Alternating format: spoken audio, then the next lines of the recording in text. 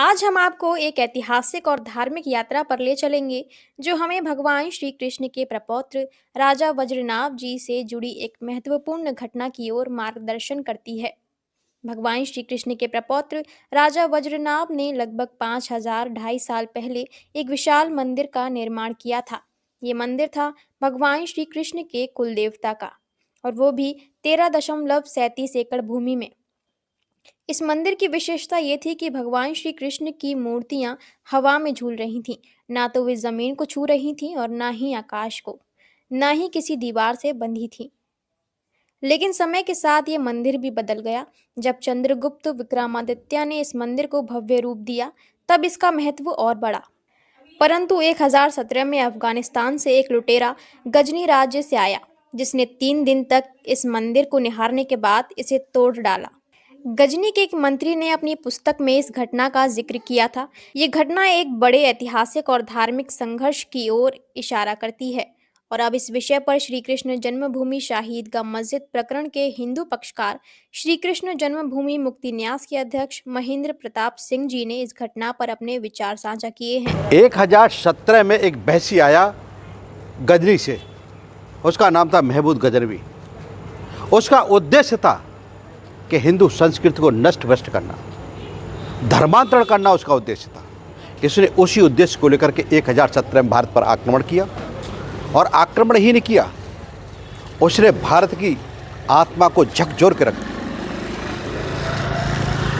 वो 3 दिन तक श्री कृष्ण जन्मभूमि को देखता रहा, और उसका एक मंत्री हुआ करता था उत्तुल्फी।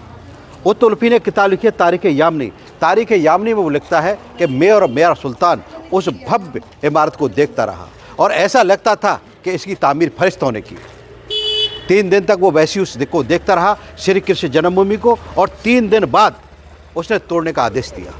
उसने आदेश दिया कि इस भव्य मंदिर को जमींदोज कर दिया गया। उस मंदिर को जमींदोज कर दिया गया, और लगभग 300 ऊँटों पर सोने चांदी हीरे जवाहरात लूट करके वो गजनी ले गया।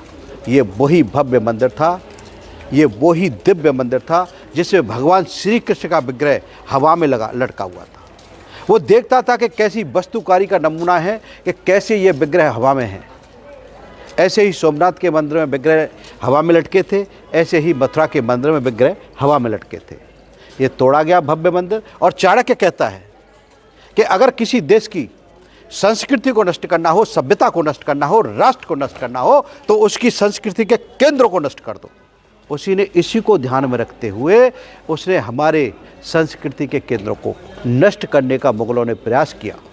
हमारे संस्कृति केंद्रों पर आघात किए गए, चाहे भगवान राम का मंदिर अयोध्या में हो, चाहे काशी विश्वनाथ का मामला हो, चाहे मथुरा की श्री कृष्ण जन्मभूमि का मामला हो। हमारे विग्रहों को तोड़ा गया, हमारे मंदिरों को तोड़ा गया, और ये एक सुनियोजित षड्यंत्र था भारतीय संस्कृति को, भारतीय सनातन को नष्ट करने का।